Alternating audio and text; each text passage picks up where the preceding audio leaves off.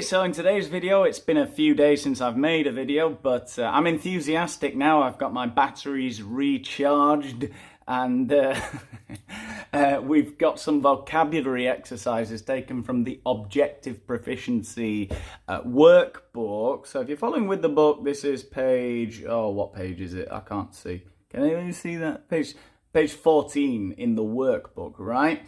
And there's some really good vocabulary in today's video, really good stuff, really good collocations and expressions and things like that.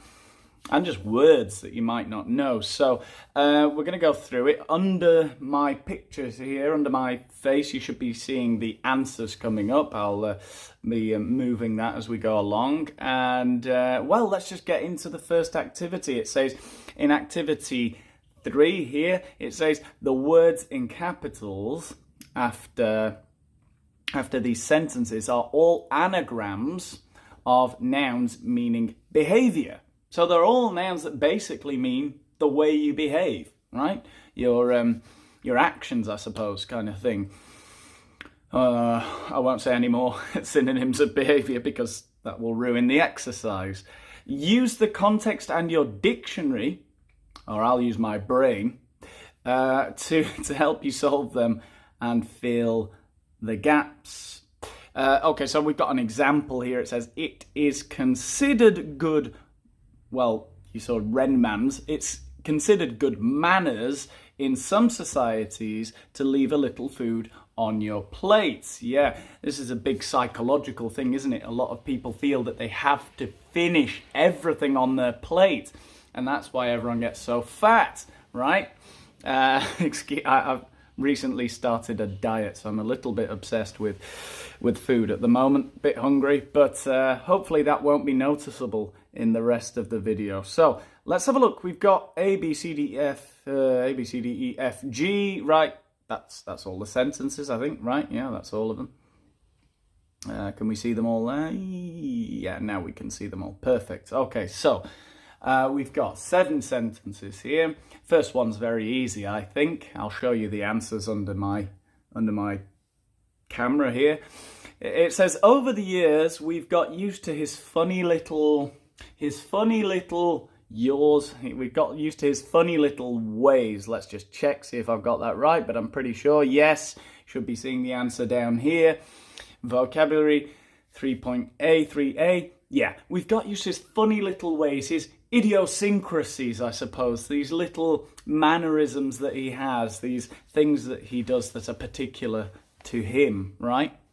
Okay, B. His noctias since that morning have been quite eccentric and unpredictable. Volatile, I suppose.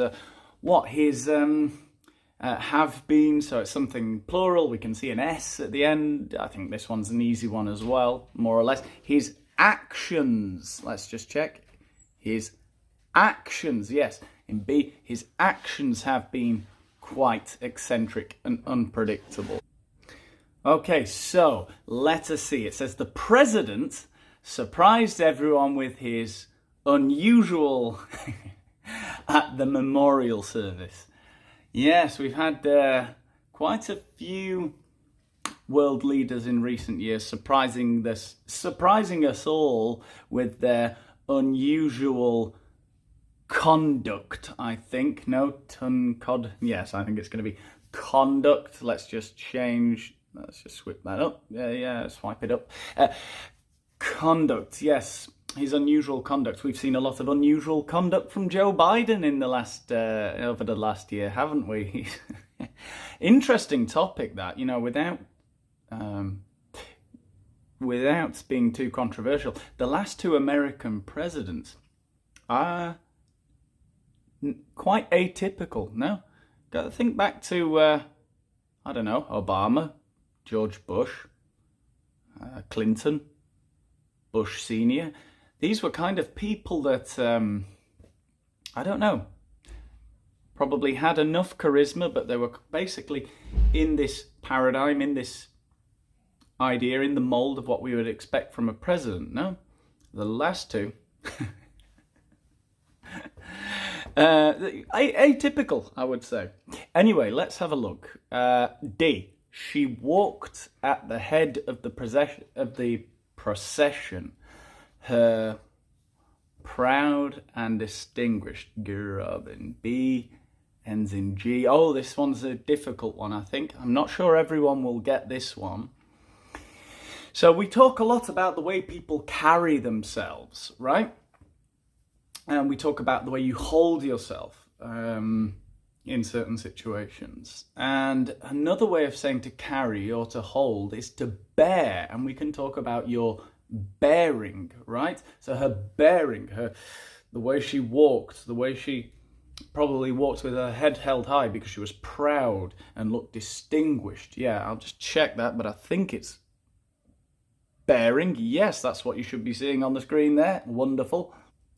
If you think about the Second Amendment in the American Constitution, in the US Constitution, I suppose I should say, so as not to offend any South or Central American people watching, or Canadians, or Mexicans, or whatever. The right to bear arms means the right to hold a gun, to carry a gun, is seen as is a supposedly a God-given right, I guess, according to the American Constitution. So your bearing is the way you carry yourself, basically, no? Okay, E. When their favourite player was sent off, so he got a red card, we're talking about football probably, the crowd was very hostile. Yeah, I can imagine when the home team see their best player or a big player or any player get sent off, their reaction is going to be quite hostile, I think. Yeah, reaction. Yeah, that was a fairly simple one, I think. So all these words to do with behaviour. Let's see. This is an interesting one, I think. There was nothing in his that suggested he was anxious. So nothing in the way he behaved suggested he was anxious. So one of the things to say, the way you behave, is an interesting word, is... Sorry, I've got my dog running around my feet. Hang on a sec. Leo, don't interrupt me. Oh, if that doesn't get more views, I don't know what will. Yeah. Yeah, hopefully he's calmed down now. So there was nothing in his demeanour is the word that we have here. Nothing in his demeanour that suggested he was anxious. One of my favourite comedians who died a couple of months ago, Norm Macdonald, Canadian comedian, one of his favourite jokes I saw. He was quite controversial. He used to like to say things to shock people. He enjoyed the shock value, I think. Enjoyed making people anxious, I think, and nervous. And he would often go on morning television programmes and say completely inappropriate things. And I remember him once saying that it's so cold in here. It's so cold. It's colder than... and all of the presenters got very nervous and said, oh no, what's he going to say? He said, it's colder than a vampire's demeanour. Colder than a vampire's demeanour. So yeah, colder than the way a vampire figuratively behaves. All right. Okay, G. I'll just check that, sorry. F. Demeanour. There you go, that's how you spell it. Okay, G. His eating are rather extraordinary. So his eating, I think this one's a fairly easy one. His eating habits. His eating habits are rather extraordinary. Okay, so we're going to see, I think these were fairly easy. Maybe bearing and demeanour were a little bit more complicated. But let's move on to the next activity. It gets a bit more complicated from here on in. Okay, so in activity 4 it says correct any words in these sentences which are used or spelled incorrectly. So there could be an incorrect spelling or there could be an incorrect use of a word. So the word might be spelt correctly, but it is used in the wrong way. Okay, so in A, Okay, I think I can see what the problem is here, but yeah, this is one I get wrong a lot. So I bet I've done this myself lots of times. The Santa Ana wind can have a dramatic effect on people in Los Angeles. Right, yeah. So the word is affect. So affect is a verb normally, right? So you affect something. Something affects you. So the dramatic wind affects people, but it can have a dramatic effect, I think is the correct word to use there. Yeah, you can see there in the answers that it shouldn't be affect, it should be effect. But they're pronounced the same and people get them confused all the time.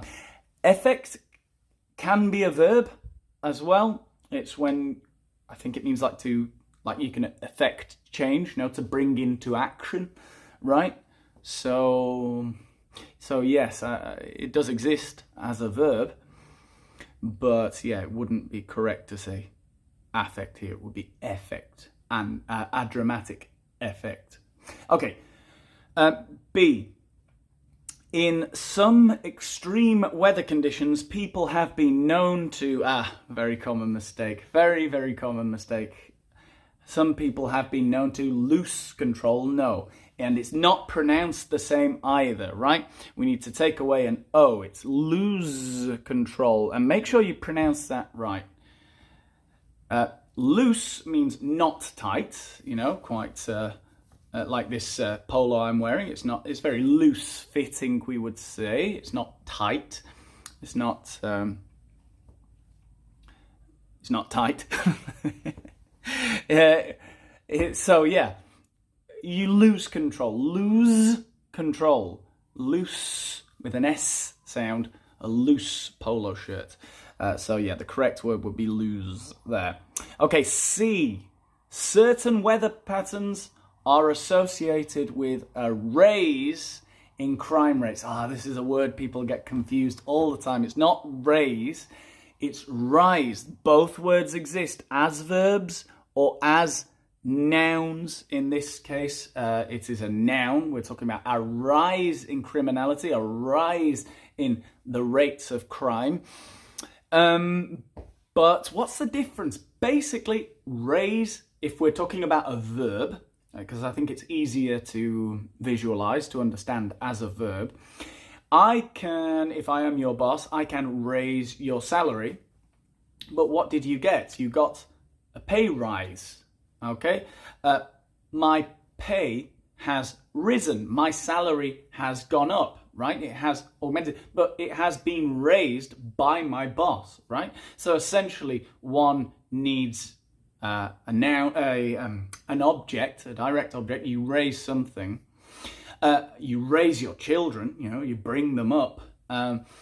But you to rise would be like, for example, the sun rises every morning. It isn't raised by the giant dung beetle god, as I've seen depicted in the Egyptian hieroglyphics in textbooks at school. I've never been to Egypt.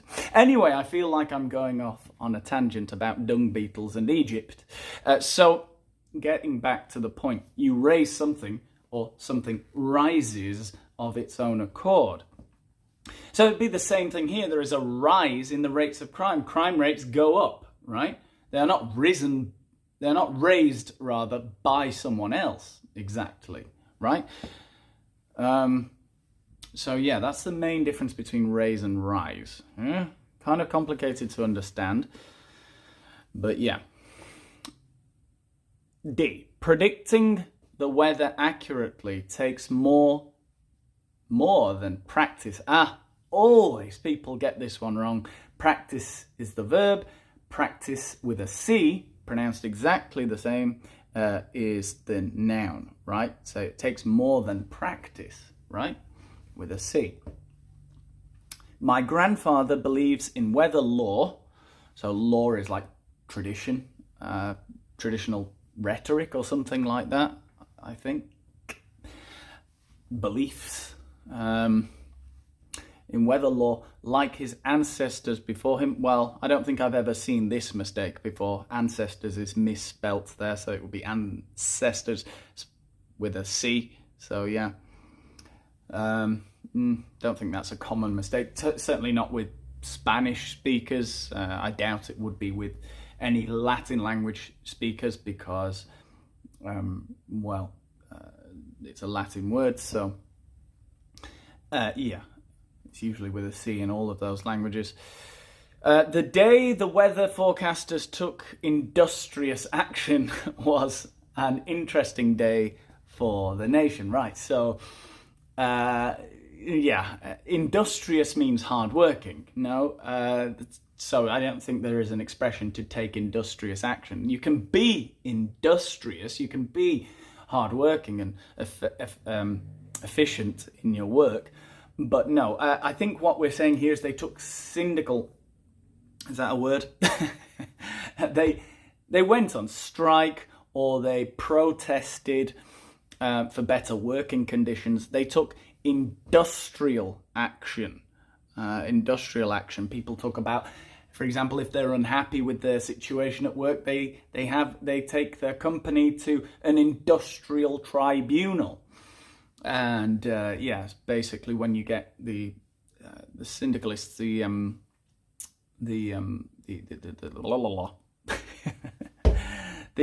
do we call them? Oh, damn it, my vocabulary. The unions. Yes, the unions. When you get the workers' unions involved, basically. Industrial action. Okay, G. Some people believe animal behavior could offer a viable alternate means of earthquake detection. Okay, I think I know what the problem is here. But I have a bone to pick with this. I'm not sure it's actually wrong, this sentence. I don't know, maybe somebody can correct me in the comments, but I think you can say alternate means. I think particularly American English speakers would say alternate means. Another way of doing things. So I think in UK English, I would prefer to say alternative. Let's just see if I've got this right. So yeah, it says in G, it shouldn't be alternate, it should be alternative, right? But I think they do say alternate in American English to mean alternative. Alternate really, I think, means, for example, I don't know, I can work every other day. I work alternate days. One day yes, one day no, right? So I switch between one and the other, sort of thing. So if you have an alternate, you could say alternate turns, I suppose. I take one turn, you take another turn. Something like that. Alternate shifts at work or something like that. So yeah, maybe alternative is used more often than alternates, but I don't think alternate is actually, I don't think it's wrong. I don't think it's wrong, really, because American English is acceptable, and I'm pretty sure they use that in American English. I'm pretty sure we use that in British English now as well, alternate instead of alternative, and probably some grammar Nazis get all angry about it, because it didn't used to mean that, but I don't know.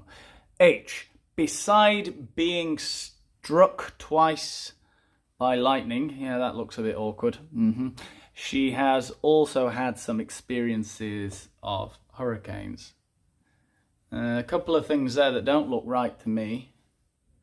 So first of all, it's not beside, it's besides. She has also had some experiences of hurricanes. I would say some experience of hurricanes. Uncountable. Or I think you could say some experiences with hurricanes, maybe. So definitely beside is wrong. Beside means next to. We're saying besides, which is like saying, I don't think that's even right. Oh, besides, yeah, it means apart from, right? So yeah, besides, right. Apart from this, she has also done this, as well as, no, besides. So yeah, yeah, it says besides, and experience would be preferable. I'm not sure that's totally wrong. She's had some experiences with hurricanes. Yeah, maybe that would sound better. Okay, let's move on to the next activity then. And we've got some interesting collocations here, so don't go away. So in exercise 5, it says use the words from the box to find collocations with the words in bold and complete the sentences. Use your dictionary to help you. Okay, so we've got an example. Misgivings has been used, which is a shame because I think that's one that people might not know. Misgivings means like doubts. So it says, many teachers have expressed serious misgivings about the new exams. So they've expressed serious doubts, skepticism, I suppose, problems, queries that they have over the new exams. Right, so here we go. Let's have a look at the rest of the possibilities here, and you'll see the answers coming up under my face here. Okay, A, it says, those black clouds are a sure of rain. Yeah, so the expression is a sure sign of rain, a clear indication. Oh, I don't want to say anything that might come up. Right, so it's a sure sign, I think. Let's just check. Yeah, A is sign. Perfect, no problem there. Okay. B, I once met a man with who told me I was going to lose my job, and I did. With second feeling, intuition, omen, sense, sight, suspicion. Yeah, I think the expression is second sight. Yeah, that's right. Second sight. I don't think it was second feeling, second intuition. Could sight go with any of the others? Sixth sight, bad sight. And no, yeah, I think it's second sight. Just check that. Yeah, second sight. So it's sort of like this. You've got what you can literally see, and there's other people that can see a little bit more than that. They have second sight. They have they see into the future, I guess. Right? C. I had a funny that you'd show up. Ah, yes. I had a funny feeling that you'd show up. I had a funny feeling. Yeah, that's the expression, a funny feeling. I had an inkling, I had a hunch, I had a sensation, a funny feeling that you were going to show up. So these are all words that sort of marry well together. I've got a sneaking that we are going the wrong way. Yeah, so I have a feeling, a funny feeling. I have a sneaking suspicion that we are going the wrong way. Yes, a sneaking suspicion. Sneak means that something approaches stealthily, right? You sneak up on someone, right? That's how you sneak up on someone, eh? You learnt it here. Okay, E. We hoped that the delay at the airport was not a bad for our holiday. Ah, yes. You may remember a series of films from the 1980s. Maybe the first one was in the 70s. I don't know. Called Omen. A bad omen. An omen is a sign that threatens you from the future. Very biblical. We hoped that the delay at the airport, if you have something bad that happens to you, you feel like, oh God, we're starting in a bad way, things are going to end in a bad way, which is never the right attitude to have, you know. I feel like that about food, you know. A lot of people, when they're on a diet, they'll think, oh, I just need to have something, and they'll eat a piece of chocolate, and they're like, oh, forget it. Now I might as well eat the whole damn chocolate bar. And it's like, no, you don't have to do that. You don't have to have the whole chocolate bar. That one piece, yes, that took you off your diet for a millisecond. Now rein it back in Take control. The food doesn't control you. Anyway, it doesn't control me. So, there we go. Okay, bad omen for our holiday, yeah, possibly. F, she seemed to have a sixth, another film, a sixth, sorry, I didn't show you the answer to E, a bad omen, and F, a sixth sense, with Bruce Willis and Joel Haley Osment. Is that his name? The guy who was a really cute kid and now he's quite a large, not very tall, but quite a large gentleman. Have you noticed that about child actors? That they often don't grow to be very tall? People who become famous as kids seem to stay small. Gary Coleman, Michael Jackson, the guy I just mentioned, Joel Haley Osment, Elijah Wood. These are all people that don't seem to get very big. It's like they got Peter Pan syndrome. I don't know. Maybe I'm wrong. Maybe it's just a coincidence. Maybe there is... Mickey Rooney. There you go. Thinking of loads of people. This is amazing. Maybe it's because that people who are small in adulthood look cute when they're kids. And that's how they become famous. I don't know. Who knows? Probably it's that, yeah. So she seemed to have a sixth sense when it came to knowing what her twin was thinking. Yeah, sixth sense. Yeah. I heard that we actually have more than 5 senses, because one of them is this. Look, so you think about the 5 senses, hearing, sight, smell, taste, touch, right? But then there's this other one, which is, for example, I know that my hand is here, but how do I know? That's not touch exactly, is it? How do I know that my 2 fingers are going to meet? I didn't look and they met. How do I have that? That's like equilibrium. What is that? That's another sense, surely. What about the feelings that we have? We surely have a sense of dejection. Huh? When the world is just sort of going against us. What's that feeling we have? Is that pain? Is that touch? What is it? Anyway, who cares? Okay. G. When a woman anticipates something, it is sometimes put down to female intuition. Yes, the witches, burn them. Yes, female intuition. Yes, we call it female intuition now, but back in, where was it? Was it Harlem? No, that's not the thing. Harlem's a place in New York, I think. Where is, Salem? Is it Salem? I don't know. Salem witches? Yeah, they didn't call it female intuition, they called it witch! Burn her. But yeah, we do talk about female intuition. Often this belief that women are more intuitive than men, which is crazy.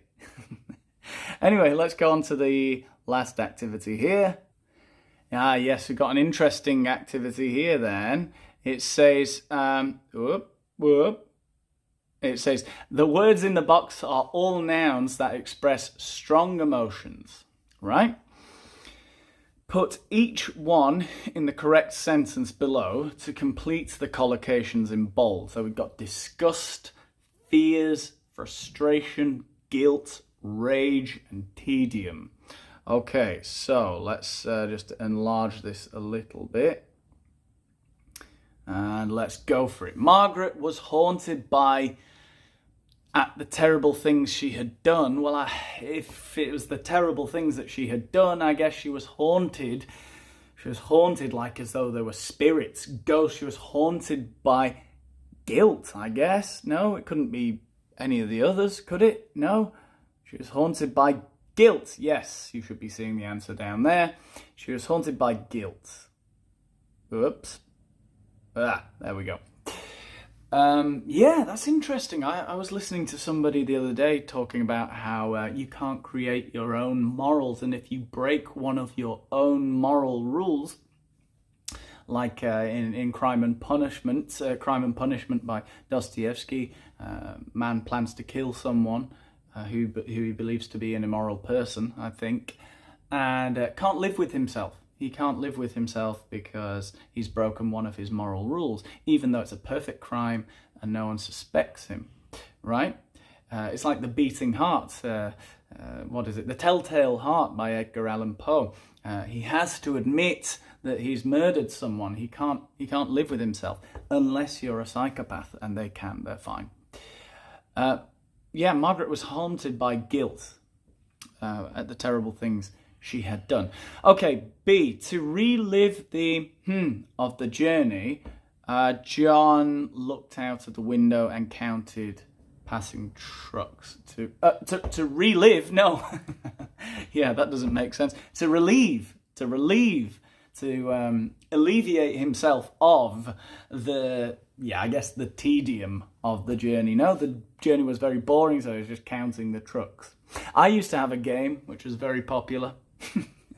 I used to, because my mother was extremely slow driver. And so if I was going with people in the car anywhere, the cars that overtook us on the motorway, I would say you pick a country, and the make of car that goes past, it gives you a point. So it's the first to 10, for example. And I'd pick Germany or something. So Audi, Volkswagen, BMW, I'm just like 3-0, 4-0. Somebody else has Sweden. They're waiting for a damn Volvo or a Saab. But you'd sometimes get an upset. You know, I really think that game could have been further developed, but you'd need rules and stuff. And I don't know. I guess first pick is important, isn't it? You need to toss a coin and see who gets to pick first, because if you get Germany or I don't know, France was usually pretty good. Renault, Peugeot, Citroën, you know, they're the big hitters. Anyway, all right, let's go. So it's tedium, I think, in B. What you're all experiencing listening to me. Surely by now. When I told him what had happened, the manager exploded with, if you explode with anger, you explode with rage. No, rage. Yeah, there you go. Rage against the machine.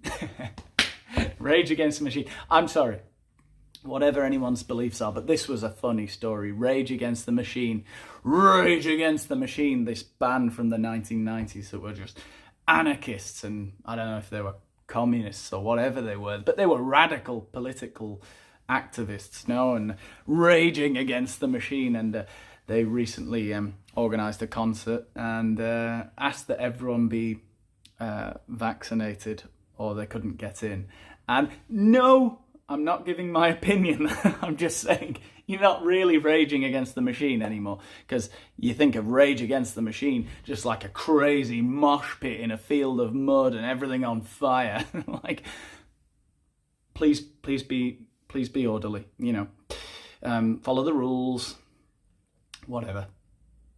Anyway, he exploded with rage. D, look, it's annoying, but it's not my fault. Don't vent your on me. Yeah, it's annoying, but hey, that's your problem. I understand it. I understand that you're annoyed, but don't vent your frustration on me. Don't vent your frustration on me. Hey, I understand it, but don't take it out on me, okay? I hope I have succeeded in allaying your about the future of the company, your fears, I think, right? I want to put your fears at bay. I want to I want you to rest assured that everything is going to be fine, right? I hope I have allayed your fears, I think. No? Yeah. I hope I have succeeded in allaying your fears about the future of the company. Okay, and F, I think there's only one option left, right? I could scarcely conceal my at his table manners, yeah. I could scarcely conceal my disgust at his table manners. Disgust is a really interesting emotion, It's one of those that we think, some people are a bit more whatever, and you can learn to be a different way. And I'm sure you can, but neuroticism and fear of germs and people who just find bodily fluids and things like that disgusting, you can barely control that. It seems like well, from what I've been told, I'm talking as though I did the investigations, from all of my research. Apparently, you know, what I've heard is that disgust is early onset. So from a young age, if you find certain things disgusting, they produce sort of a gag reflex in you. That might be pretty much for life. I'm sure there can be some aspects of nurture that diminish that or aggravate it. But yeah, I have quite a bad disgust reaction to certain things. I certainly don't like bodily fluids. I'm quite apprehensive about that. You know, kids with snot all over their face. I'm like, get away from me. Oh, if anyone vomits, oh my God, just kill yourself. Yeah. Don't vomit near me, just go and die. But yeah, you have to lose a little bit of that when you have kids like me. So yeah, I don't know. Anyway, I guess we finished for today. I can't do any more. I hope that was interesting. See you in the next one.